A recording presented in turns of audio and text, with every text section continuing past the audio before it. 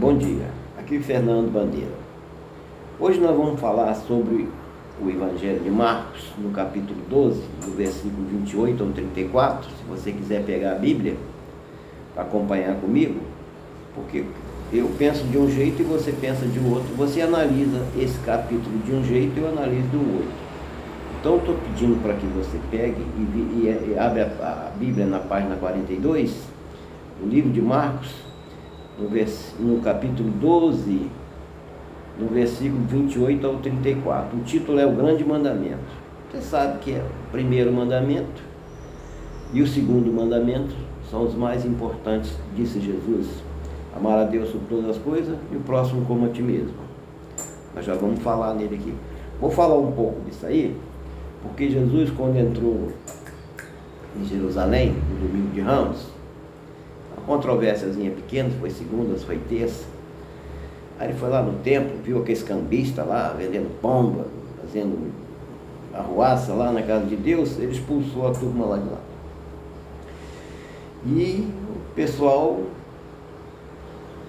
ficou ressentido com ele, os cambistas, as autoridades lá, porque era assim desde sempre. O templo de Deus era usado para isso. Até hoje é usado. Até hoje. Mas vamos lá.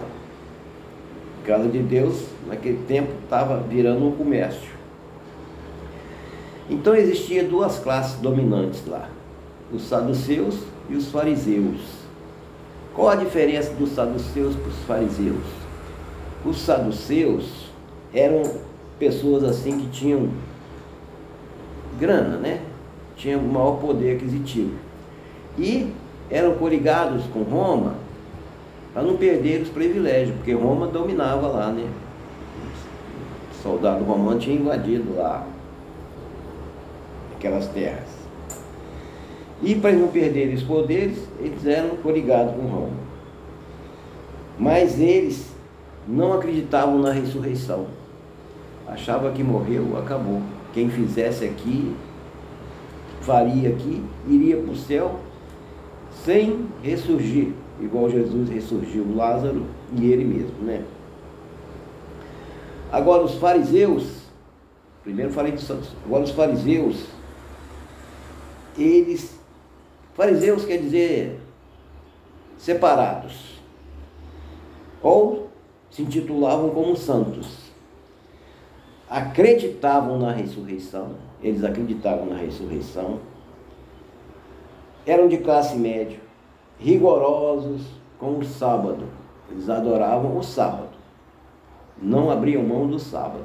Mesmo Jesus curava alguém no sábado, eles censuravam Jesus. Jesus tinha que explicar tudo para eles de novo. Diferente de Nicodemos. Nicodemos era um fariseu que procurava Jesus, acreditava na palavra de Jesus, inclusive ajudou a enterrar o corpo de Cristo. Nicodemos, tá bom? Então vamos lá? Já deu tempo de você pegar a Bíblia e ler comigo o Grande Mandamento, capítulo 12, versículo 28 ao 34. Chegando um dos escribas, tendo ouvido a discussão entre eles, vendo como Jesus lhe houvera respondido bem, perguntou-lhe: qual é o principal de todos os mandamentos? Respondeu Jesus: o principal é: ouve, ó Israel, o Senhor nosso Deus é o único Senhor, o único Senhor, o único Senhor. Amarás, pois, o Senhor teu Deus de todo o teu coração, de toda a tua alma, de todo o seu entendimento e de toda a tua força. O segundo é: amarás o teu próximo como a ti mesmo. Não há outro mandamento maior do que estes. Disse-lhe o escriba: muito bem, mestre, e com verdade disseste que ele é o único, e não há outro senão ele, e que amar a Deus de todo o coração, e de todo o entendimento, e de toda a força, e amar ao próximo como a si mesmo, excede a todos os holocaustos e sacrifícios. Vendo Jesus que ele havia respondido sabiamente, declarou-lhe: não estás longe do reino de Deus. E ninguém mais queria interrogá-lo. Se você crê, o que você crê, você pedir de todo o coração, você será atendido. Primeiro, porque não há... Você sabe que os mandamentos são 10, mas não há outro mandamento maior do que estes dois. E quando você crê em Jesus, assim como eu, assim como você que me assiste, eu tenho certeza que o Espírito Santo entra no seu corpo. Você se regozija com o Espírito Santo e esquece das coisas mundanas da vida. Esquece da inveja, esquece da truculência, esquece da avareza, da gula, que são dos 7 pecados capitais. A soberba, você se torna humilde, você se torna com coração puro. Você se sente como uma pessoa, como uma lavadeira que lavou aquela roupa encardida e botou um produto químico e esfregou com amor uma peça alva, clara, branca, diante de Deus. Se você pedir em oração, com imensa fé, Deus vai lhe atender. Deus vai lhe atender. Não importa os pecados que você cometeu.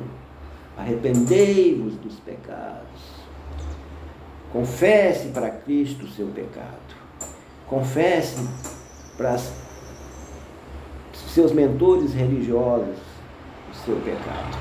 É importante você se confessar, se comungar, participar da ceia do Senhor, pelo menos na Páscoa. Vá, confesse antes perante o padre, perante o pastor, perante a Deus, os erros que você cometeu. Todo dia nós cometemos erros. O único perfeito sangrou na terra por nós, que foi Jesus Cristo.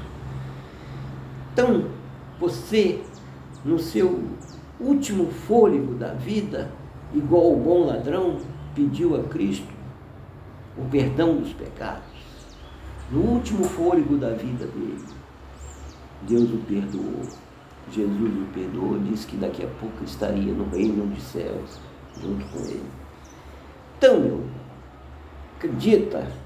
acredita na força da sua oração.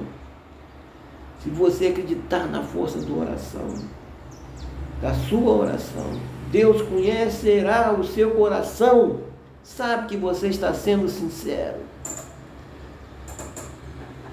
vai te levar junto com ele, vai te buscar, vai te resgatar, vai te colocar junto com ele na vida eterna. Crede nisso. Esse versículo que eu vou ler aqui está em Marcos 11, 24. Tudo que perdires em oração, credes que receberá. A força da oração é o seu marco que você deve seguir, é o seu leme, é a sua direção, é a sua navegação. Amém, Jesus. Amém, Jesus. Fernando Bandeira Oficial.